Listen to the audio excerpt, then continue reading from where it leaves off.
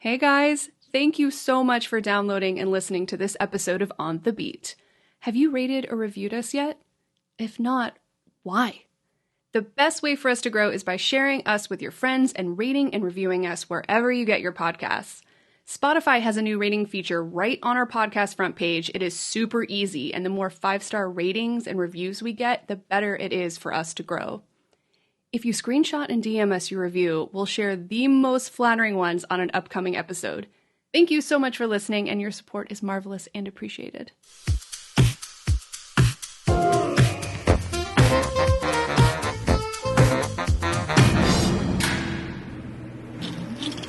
Well, hello there. Welcome to On the Beat, the podcast that uncovers full frontal male nudity in cinema. My name is Laura, and I am joined by my co-host, Ryan. Hello. I'm letting Ryan take the lead on this, our 2022 Oscar review of the 94th Annual Academy Awards ceremony. So, I don't want to piggyback off the back of a disaster. I think that's very much out of taste. But we do want to talk about the awards because we have a lot, not necessarily at stake, but we are involved, I feel, in a way. We're a film review podcast. We're also a film interview podcast. Yes. Our focus is very much on cinema and film and movies. So the way that we've kind of positioned ourselves, it would be very short-sighted of us to not cover the Oscars. I had ideas of how to cover the Oscars well before we saw the Oscars. And then after we saw the Oscars, I was like, we need to cover the Oscars. We sure do, yeah. It's a very funny thing. And I guess like the slant on this particular episode, this is a bonus, so you're getting extra content. Woo! Completely for free. And obviously this is being recorded maybe a good week after the fact. But the thing is, we're not going to cover the stuff that you think we're going to cover. Well, what are we going to cover, Ryan? So we've uncovered certain films that have been episodes on this podcast that were up for awards. Indeed. And many that were not up for awards. Sadly, yes. And I guess the reason for this episode, at least kind of from my own perspective, was that it was a nice bookend for some of the stuff that we did cover, but also kind of questioning a lot of the reasons why some of the things that we did watch and did cover, why they've seemed to be absent from this particular award cycle. Of course, and there's even things and films that we watched and enjoyed immensely. I don't know if anyone follows us on Letterboxd, but you can see the stuff that we really like. Yeah. But stuff that came out this year that was just missed. Yeah, and Some that's of the not things to I loved. Yeah. And that's not to say that they were missed entirely, because Correct. there is the Spirit Awards. The Golden Globes are just the bastard child of the Academy Awards. You will kind of find out that I've got a slightly biased opinion against those two main award shows, and I feel like they suffer from the same unique problems. But Old white men. I guess so. Let's kind of give a nice rounded view. So let's talk about the films that won. I don't care about the rest of the nominees. We're going to go into the nominees and we're going to try and figure out like why films were absent and stuff like that, and then we can get into the controversy a little bit of it. We're not going to cover the main things and the main reasons why this award show is getting a lot of attention.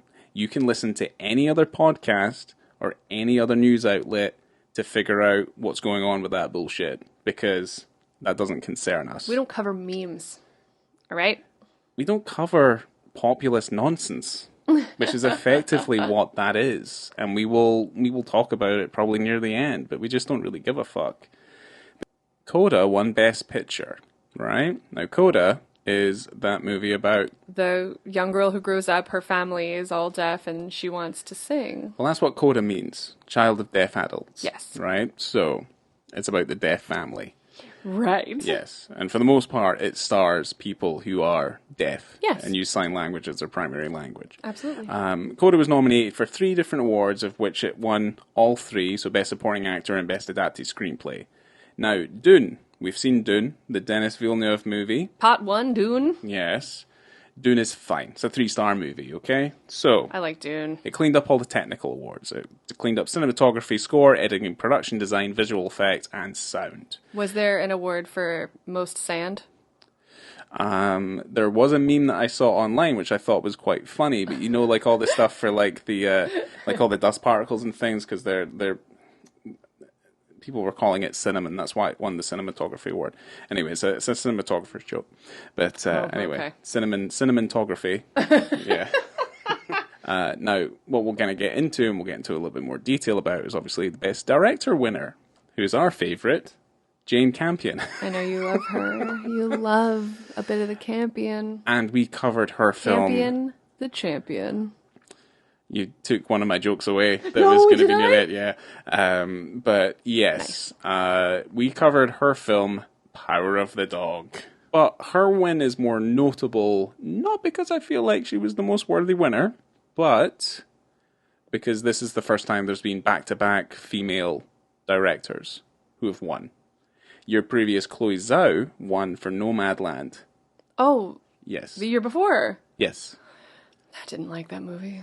Well, I can understand why it was popular, but no, I didn't think it was fantastic. But I guess it looked good. yeah, well, Jane Campion's the only other. She's the 3rd female director to win Best Director. That is the saddest. Who do you think is the 3rd one? So there's Oh God, I don't know. well, there's Jane Campion, there's Chloe Zhao. Who do you think the 3rd one was? Sofia Coppola.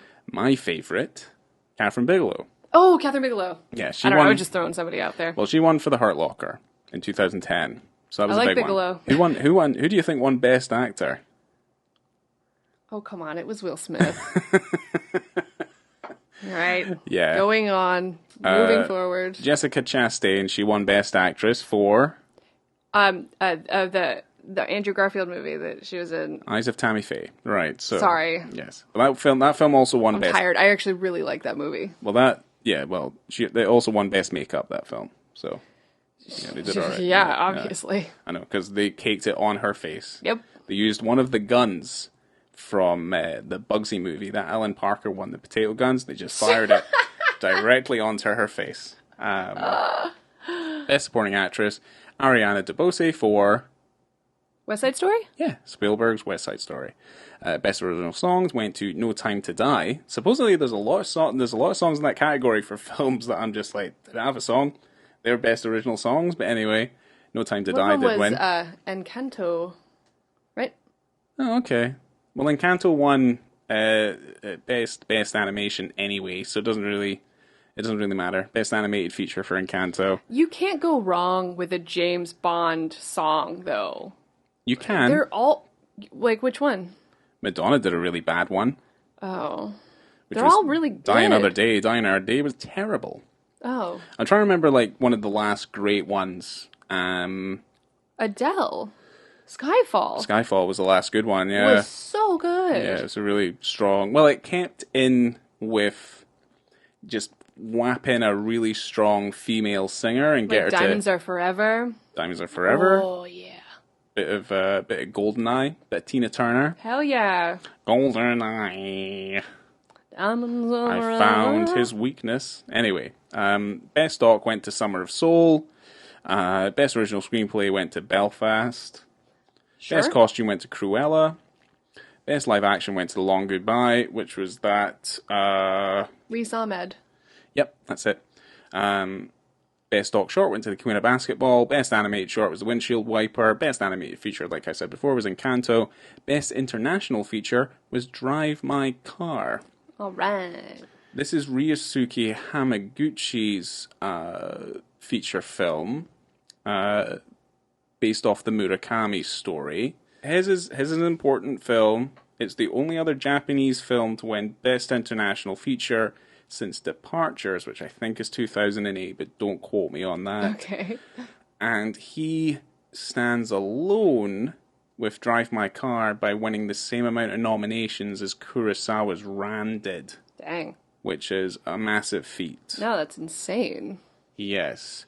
But there are like honorary mentions and like honorary award winners, which were obviously Rashomon, Gates of Hell, Samurai 1, Musashi Miyamoto, and obviously Ran, like I said before. Right, didn't you say that there wasn't an international category for a long time? Rashomon brought it into effect in 1956. Okay, so that's why there's not a lot of... That's why Kurosawa doesn't have... Basically anything all of the awards. Until Rashomon gets its honorary Oscar, and then obviously Ran, I don't know how many it won. I don't know if it won any, but it did get nominated for 4. Okay. The same as Drive My Car did. Nice, alright. The only issue is obviously with Ryosuke Hamaguchi's speech was because of all the rest of the bullshit that was going on with the ceremony. He was certainly cut off at one point. That happens, though. You know, that happens to most people. That's fine. But then, certainly when you've got people coming on stage spouting nonsense that you don't really need to hear, certainly when you're trying to keep a show short, which was obviously what they were trying to do, yeah. Yeah, what the Academy were trying to do, unsuccessfully it seems. It seems a little bit disrespectful. Yeah, of course. Yeah. I get that. And what do you think won fan favorite? I have no idea, Ryan. I genuinely don't. And I remember them talking about having this category, and there was going to be bullshit category. Votes. Okay, favorite. So, okay, if there was a fan favorite film... It was a film that wasn't good enough that the Academy deemed worthy enough to nominate. Oh, because I was going to say maybe Far From Home. No, you were wrong. There are 2 separate categories that the audience were allowed to vote on. One was fan favorite, and one was most breathtaking cinema moment. Both moments went to Zack Snyder. What? Yeah. But Spider-Man Far From Home was within the time frame, was it not? To be I think it was nominated? only nominated for effects Oscars. I'm really annoyed about Spider-Man. Okay, so tell me, Zack Snyder? Yeah. Zack Snyder. So what films do you think of Zack Snyder's came out? Well, it was the Justice League. Justice League was the Snyder Cut, right? Uh-huh. Was the most breathtaking cinema moment to audience goers. Okay. What moment? Was it an actual moment in the film? I'm assuming it's when the Justice League assemble. That people deemed... I saw a clip of them talking about the cinema moments, and I didn't know what I didn't realize it was like a category, but the moment I remember seeing from the Justice League was when the Flash goes into the Speed Force. I think that's what it is. Yeah, I think you're right. Yeah, I think that's what it is. Which is in no way comparable to that scene we all remember and love and will cherish in our hearts of Spider-Man. Yes. Which made me cry. But this is kind of like, let's give a medal to the participants in the Child's Run. Like, this is basically what that is. It's kind of a little bit insulting. But what was the one that won fan favorite film? Army of the Dead.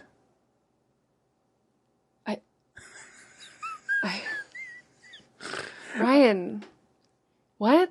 Yeah, Army of the Dead. That movie sucked. That movie does suck. We didn't even finish that movie. No, I couldn't finish it. It's terrible. We turned it off. Yeah, and it's I'll awful. watch dross, as you say. Yeah. I watch crap. Yeah. I love a bit of crap. Yeah. I couldn't even watch that film. Oh, I'm so upset right now. Yeah. It's a film I couldn't finish. It's not very good. Anyway, it doesn't really matter. Okay, all right. Like, it really doesn't matter. That's who won.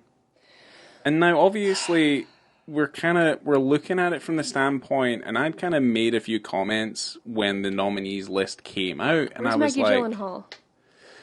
Here's the thing, and we're going to get into that, sorry, right? sorry. I was like, when was the last time anyone gave a shit about the Oscars? Well, I'm always interested. I'm always interested because it kind of gives me a list of things to look out for, maybe something I wouldn't have watched before. Yeah. And I love suggestions. So I take the awards ceremony and the nominees as suggestions. Yes. Little watch list. I mean, I'd go not too far back, but I'd say when Parasite won big at the Oscars, I felt like there was a turning point there. That was super cool. Yeah. I felt like the best film won. I don't know, when Lord of the Rings swept up for Return of the King, Not the best film. I was really turned on. Fellowship is a better film, but it doesn't matter. Yeah, but you gotta wait to right? the end. You gotta get the whole trilogy. Here's I the felt like thing. it was an award for the whole trilogy. Well, here's the thing. Let's talk about Lord of the Rings. We're never going to be 100% happy with who does win. I think that's kind of the whole point.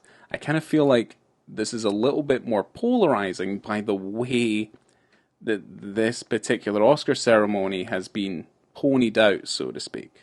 Right? Okay. There was honorary Oscars brought out. Denzel Washington gave one to Samuel L. Jackson. Elaine May also won one. And Danny Glover also won one. But it, as far as I'm aware, it wasn't televised. Because obviously they've cut a bunch of categories from it to make it shorter, yet the Academy, like the actual ceremony itself, ran almost over 20 minutes. Okay. So things were still cut, but they still ran over time. Right. Now, let's just say we're not incredibly informed on everything. And I kind of feel like that's the whole point, is that we've not seen everything that's on the list. But that's not the point why we're here. We're just informing you of what happened so that we can get into what we really want to talk about. Ooh, tell me. This is a bookend for like the Power of the Dog stuff.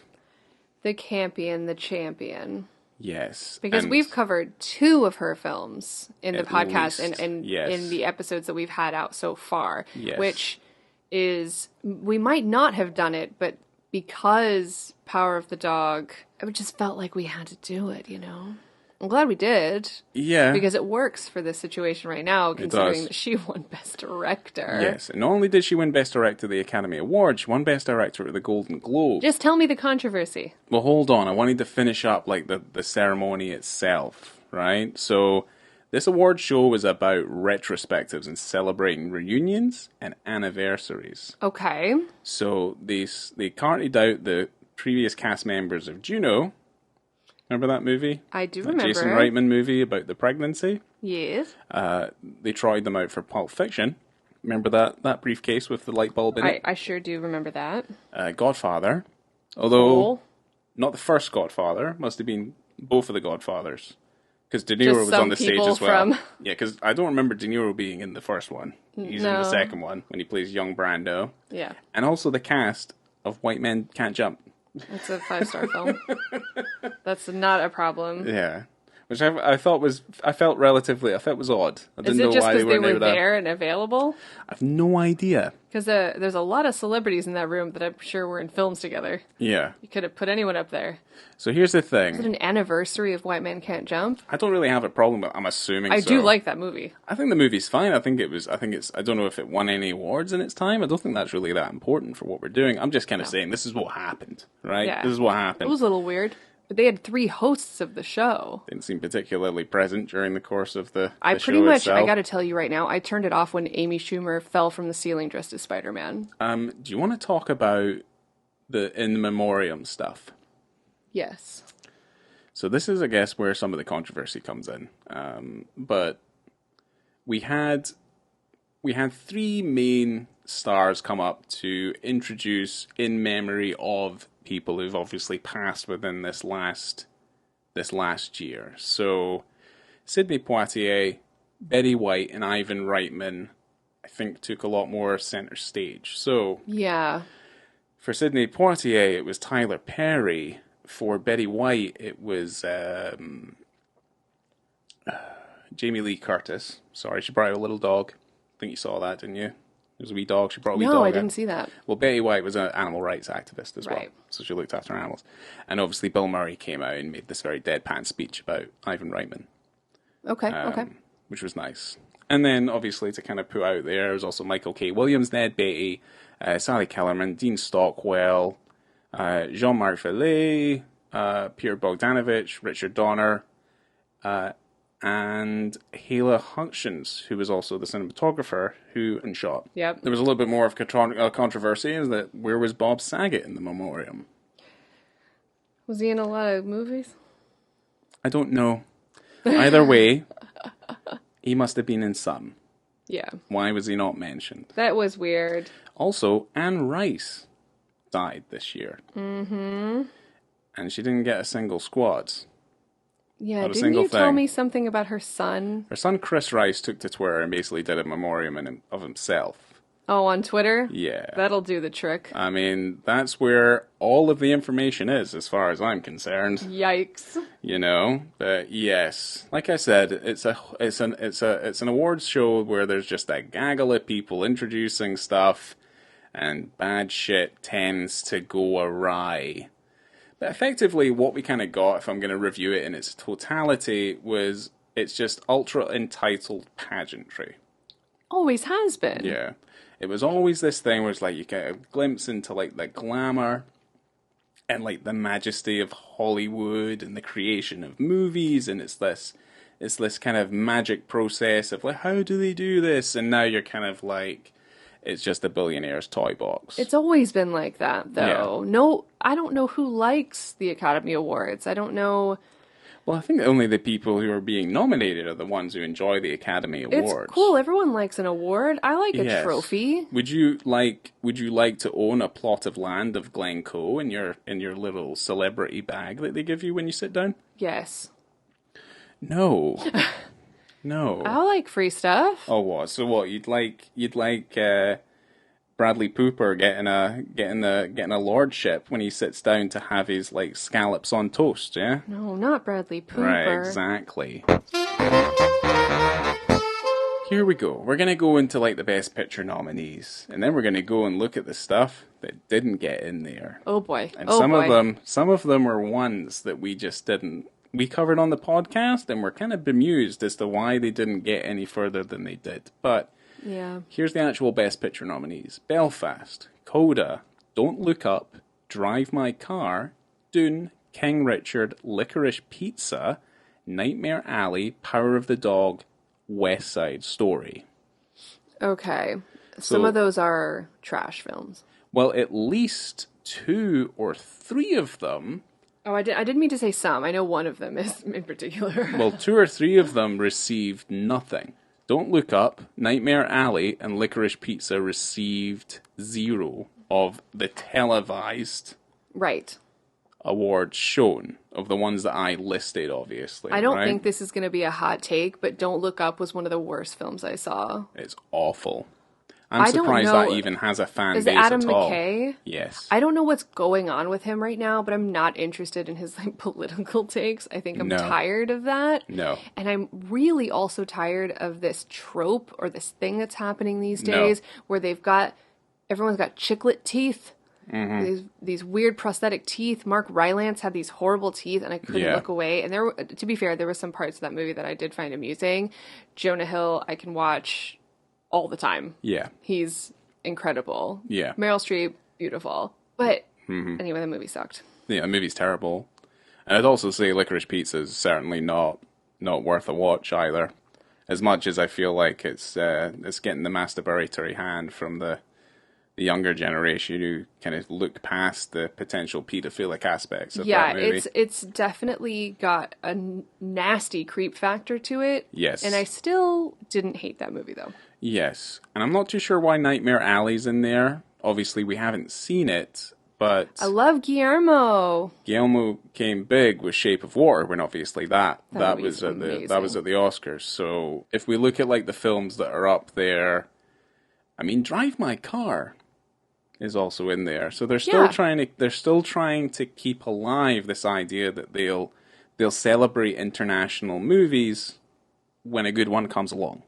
You know? I just feel as though any film, no matter where it's made, should have a chance at Best Picture. This is where we get into the part where we look at the stuff that we've seen and we're like, where is it? Or where is it in any way, shape, or form? Now, we watched a ton of films. Oh, yeah. Last year. Fucking shit ton. And some of them we covered on the podcast. Some we're going to cover on the podcast. Yep. And this is just kind of our like single understanding of where these films are. And I don't think like films like this, like if something's good, it's never forgotten. Like it's always out there. Yeah. And we kind of live in a time right now where being in the film industry, it's either the best time to be in it or it's the worst time to be in it. Availability of content. Availability of content. But here's the thing. Here are some of the films that, in our opinion, and this isn't all of them, there's no way, this is, in our opinion, some of the films that we felt were missing. So, Zola. Oh, I love Zola. Come On. Mm-hmm. Joaquin Phoenix movie. Yeah. The Last Duel. Well, I don't. No. We covered it on the podcast, that's why it's on the list. Do I feel like it should have gotten anything? There's a lot of buzz from people who were like, where is it? Why is no one nominated? Why is this not happening? All these other sorts of things. Yeah, what about the Gucci? Nothing. Nothing for the Gucci. Gucci. And I don't really care if the Gucci did very much, to be fair. I mean, well, out of my Ridley Scott's last year, I liked Gucci more than I liked Last Duel. Yes, out of the two that he made and he released last year, Gucci is the more tolerable of the two. You could edit those two films together and they would look exactly the same. Here's the biggest one. Titan. This was France's official submission after winning the Palme d'Or. And it got completely ignored. It got nowhere. Nothing. Absolutely nowhere. Oh, Titan. My sweet, sweet Titan. Yeah. Julia Ducournau. And we've mentioned Julia Ducournau when we did... In the cut. Because she, at that point, literally it was within days of us recording, she became the second woman director to win the Palme d'Or. Yep, ever. Obviously following in the footsteps of Jane Campion. I was buzzing to watch Titan. Yes. We own Titan. Yes. I love Titan. We like Titan. Yes. Oh, yeah. You like Titan a bit more than I do, but yeah, well, of course I do. I see the value in what it's trying to do. It's kind of got like a kind of Shinya Tsukamoto kind of vibe to it that I'm kind of super into. Now, here's another one. This is a big one. Red Rocket. Sean Baker. Yeah. Where's the Best Actor nomination for that movie? And I feel like Sean Baker, it was Sean Baker, right? He directed it, yeah. Has gotten a lot of good feedback for his films over the last few years, and all of a sudden, nothing for Red Rocket. I'm pretty sure it did okay at the Spirit Awards. I'm not 100% sure, but like the Independent Critics Awards and the Spirit Awards, all the indies enjoyed it. It's just what you expect. I mean, this is what we're discussing, but it's what you expect. We didn't get a return. No. On those expectations on some really fantastic films. Anyway. There's some really odd choices here. This next one you're going to mention. I'm fucking baffled. It got nothing. But Pig. Nicolas Cage movie. I don't cry a lot in films, especially if it involves something happening to like an animal. It's my favorite film of last year. But I wept watching that film. It is a beautiful film, and everyone knows I love Nicolas Cage. Nicolas Cage can do anything. I love him. Yeah.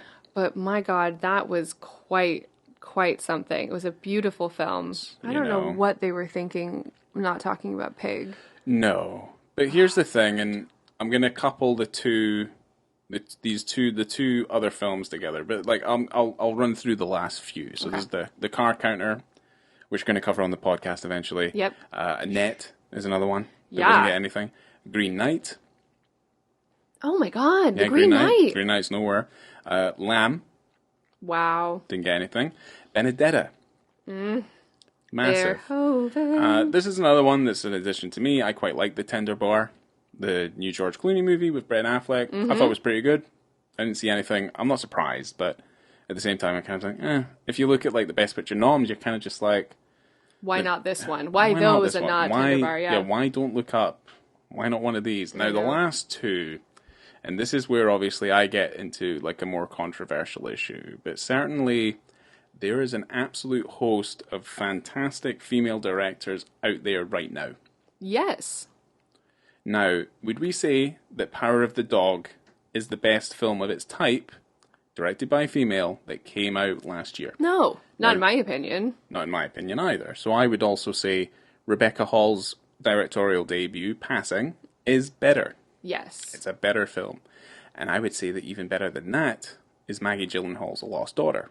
I love The Lost Daughter. So I might be wrong, but I don't know if The Lost Daughter qualifies. It might have just been outside the time frame. I don't know if that's accurate or not. I'm going to say it was. Well, no, it was nominated for something, wasn't it? I don't think so. Certainly not in the categories that were televised. I'm only covering the ones that were televised. I think it was nominated for something, so it was within the parameters, but it did not get Best Director It didn't win. nominee. It might have been you know what it was for? It was for actress, probably. Yeah, I think Yeah. it was for Olivia Colman. Olivia Colman got actress. But obviously she didn't win. But nothing for... Oh, and she's incredible. Maggie. I'm so upset. Yeah. We're going to start talking about the Jane Campion stuff. And this kind of leads us into the female filmmaker stuff. So I'm only following this stuff up because we covered Power of the Dog. And we are going to be covering Sweetie. And we're also going to be covering the piano. And I've told you already how terrified I am to do the piano. Because I've really... You think it's going to be worse than you remember? I thought it was like a 5-star film when I first saw it. You are not a Campion fan. No, I get bored. And I don't understand where she's going as a storyteller. I'm not a Campion hater, per se, but No. I there are some of her films I like better than others. So here's where the controversy comes in. So her Golden Globes speech, she wins Best Director at the Golden Globes. Okie dokie. Now, prior to this, there had been some comments made from Sam Elliott, right? Yes. From Big Lebowski fame. Big Lebowski dude, right? He'd made some comments about the illusions of homosexuality. Now, this comes under the guise that cowboys in that culture, they've been sweeping under the rug any sort of sense that men who are cow ranchers, cowboys, men who ride on horses out in the desert, Okay. cannot love other men in the ways that you can love other men. Obviously. And this is what he was saying. Yes. So he's That kind a cowboy can't be a gay cowboy. It's impossible. No, it's not possible. Men are men. And Men that specifically take up the career choice of cowboy yes. cannot be gay. Yes. That's insane. And we already know what the ultimate gay cowboy movie is. Brokeback Mountain. And it's also a movie that we will be covering on the podcast. But that movie, as far as I remember, is sublime. But it's slightly different. We're not really that's kind of more like a modern West. We're talking about the Old West.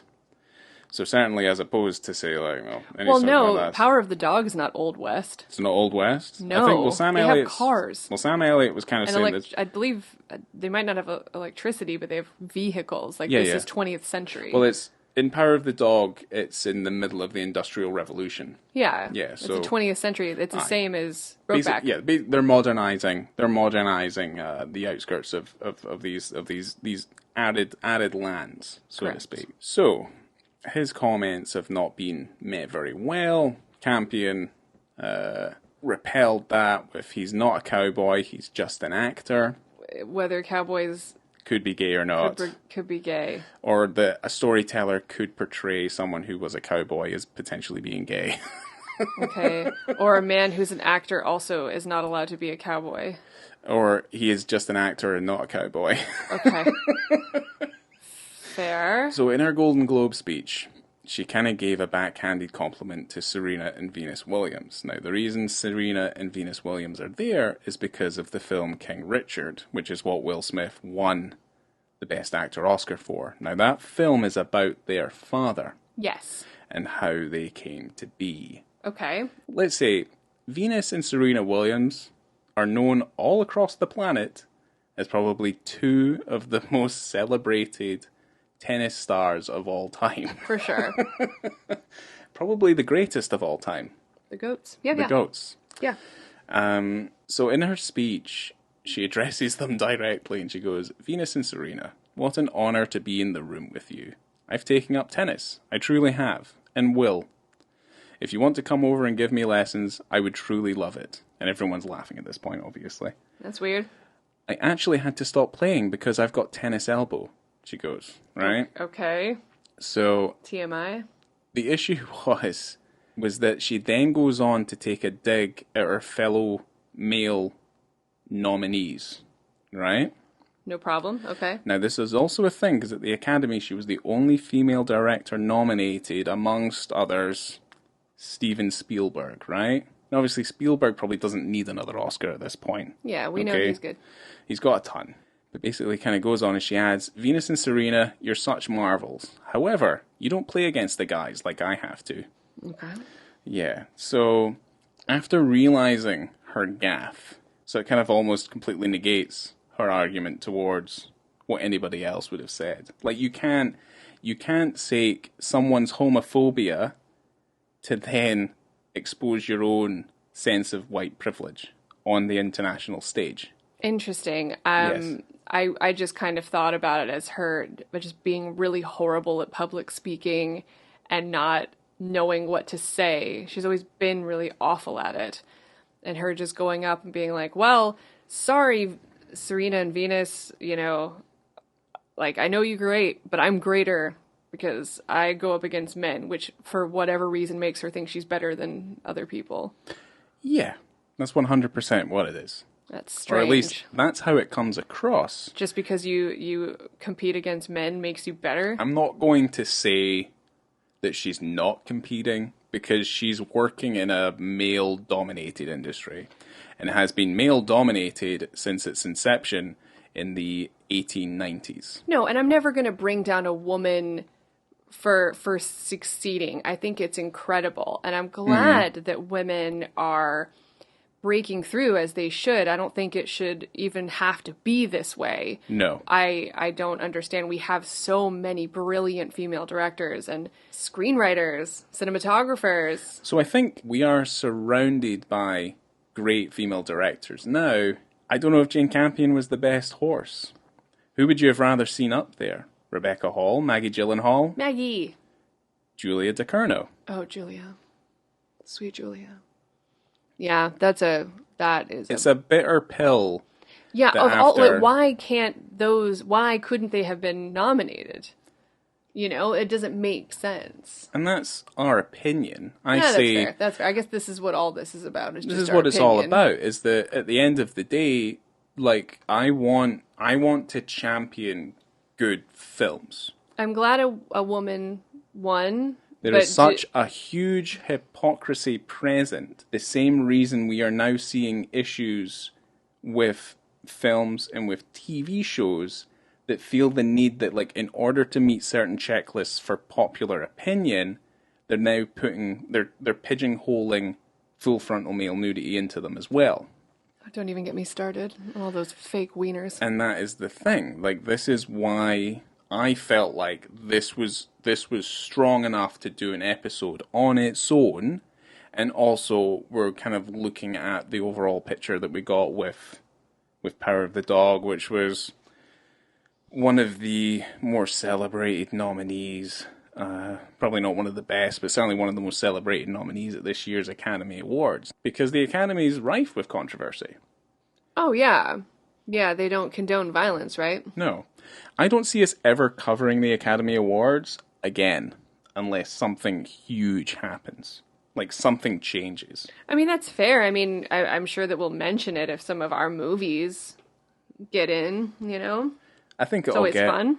It'll get a wee clap. You know, there's an air about, like, this Academy Awards, like, oh, it's so controversial, like, they're only going to remember it for this one thing, when really there's other things that I feel like it's just not able, like, there's no sense of ever having this sort of inclusivity that it feels like it demands. Yeah. When there's so many humps with its history that it needs to try and jump over in order to make it work. And then that takes me to Sansheen Littlefeather, also known as Marie Louise Cruz. So this was at the 45th Academy Awards in 1973. Basically, Marlon Brando declined his Best Actor award for The Godfather this year. What? Can you do that? I mean, you can. Can you win and then say no thanks? Pretty much. That's weird. Yeah. I wonder why. So he was a huge activist for Native American civil rights. Oh, okay. Huge. Well, that's awesome. And pretty much he boycotted it. He protested against it. So this is when Marie Louise Cruz ends up going on stage and she makes a speech in regards to this particular moment in history. Okay. To protest it. No. So instead of taking the award, he goes, "No, we shouldn't have awards. I don't want this. You need to listen, and I'm going to take this time for you to listen to this really important thing about our..." Yes. And during the course of this speech, she's booed. She's also cheered.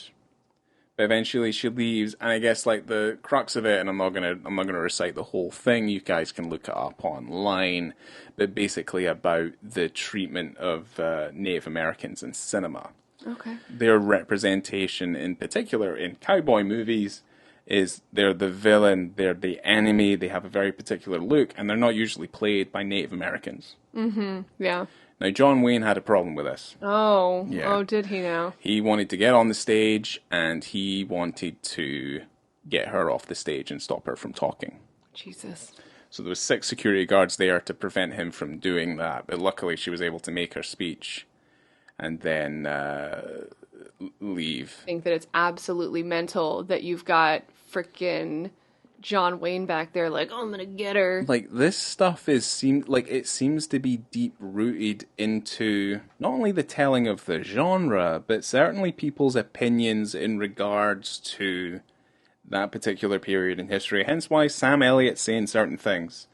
But then also there's a level of ignorance that comes from the people who make films within that period as well, which I don't find to be understandable. And then obviously everything's a kind of big wash. But then I look at the Academy just in itself, where it's like, I feel like it needs to address these things in order for people to move forward. Now, I'm not even going to talk about that moment. I couldn't give 2 fucks. But here's the thing, and this is what I'm kind of leading towards. And I just want to get this shit out here, because I feel like this has just been a long time coming. I've just wanted to say certain things, and I'm fucking sick of it. Okay. And here's the main thing. Helena Hutchins, right, was the cinematographer who died on the set of Rust, right? That Alec Baldwin movie. Yes. Right? Why at no point are they even addressing any sense of developing better measures for on-set safety? Yeah. Why do folk like Brandon Lee have to be shot dead? And then, let's say, 10, 20 years later, cinematographer ends up getting shot and leaving 2 kids and a husband behind. Yeah. Because of a movie. Why is none of that being addressed? That's tragic. It's tragic that it isn't being talked about. And the problem is like, and it's the same with all the memoriams, is that, you know, they'll focus on certain people and then they end up being this like long laundry list, unfortunately, of, you know, past stars, past actors, past crew members, where really like their entire career just ends up being dissolved in JPEG, and then it's the end of it. Like, they feel like it's suitable enough to do that, when really the film industry itself requires a lot of fundamental change. Unions, better working hours, better working conditions, safety on set. So I don't give a fuck if Will Smith smacked out Chris Rock. That's 2 millionaires having an argument over Will Smith's wife because of what was said. Yeah. No one's actually addressing any of the fundamental issues. No, that's fair. Get your toys out your fucking toy box and try and improve the industry as a whole. Yeah. Instead of it just being a dissolved in JPEG at the end of a tenuous year. Yeah, you're right. Yeah. But that was my take on it. I think I remember when it finished, and I was watching bits and bobs of it. And I was just like, maybe they should just stop. Yeah, too much money involved. Maybe they just give people their awards and then let's just all go on again. But how are we going to see what everyone's wearing? We'll never know. I don't care. Here's the thing. Here's a nice bright thing. We'll kind of end on this. But, like, did you see the Lady Gaga, Liza Minnelli bit when they announced Best Picture? When they came up on stage? I don't know. I thought it was, like, a really nice... Because they're very similar actors. Come from, like, musical backgrounds. Right. And obviously start acting and doing musicals. Obviously, Liza Minnelli won for Cabaret back in the day. Love Cabaret. And I remember her from New York, New York. Mm-hmm. And obviously, Gaga was in A Star Is Born, the the new Bradley Cooper one. Which I is love fine. Lady Gaga. I really do. I think like she's her as well. awesome. I like Liza her as Minnelli's well. incredible. Yeah. But I felt like after all the jokes, all the nonsense, all the bullshit, at least that was a nice thing to see. Yeah. You know? Yeah, that's true. That's true. But yeah. Do better. Well, I appreciate your thoughts. It's definitely a lot to think about, and I really do hope that we get better results next year, you know? And things change. I mean, that is a big ask for the Academy, and it's pretty sad, but I think it kind of boils down to the fact that, like, it really doesn't matter who does win. Like, we already kind of know what we liked. that's true. Film is a very personal thing. I feel like film itself, movies, and like what we take to heart, is all very personal thing. Yeah. I feel like it's just about avoiding the pageantry, which tends to dissolve the magic of it a little bit, you know? Yeah, I could see that. Because it's less about a love of cinema and movie making, and more about just getting good viewing numbers. And just pushing the next thing, pushing the next film. Pretty much. We're in such a saturation period that, you know, I feel like the things that do push through and they do quite well, I feel like they need to be celebrated more than some of the dross that we are kind of subjected to. Yeah, we're going to get some food now because we've ran well over. I thought this was only going to be about half an hour. Have fun editing this. Thank you so much for giving us your thoughts today, Ryan. I'm not cutting a single thing. Yeah. I'm here on the sidelines. I'm Laura. Oh, I'm Ryan. I'm fucking angry. And we'll see you soon. We'll see you next time. I love y'all. Yeah.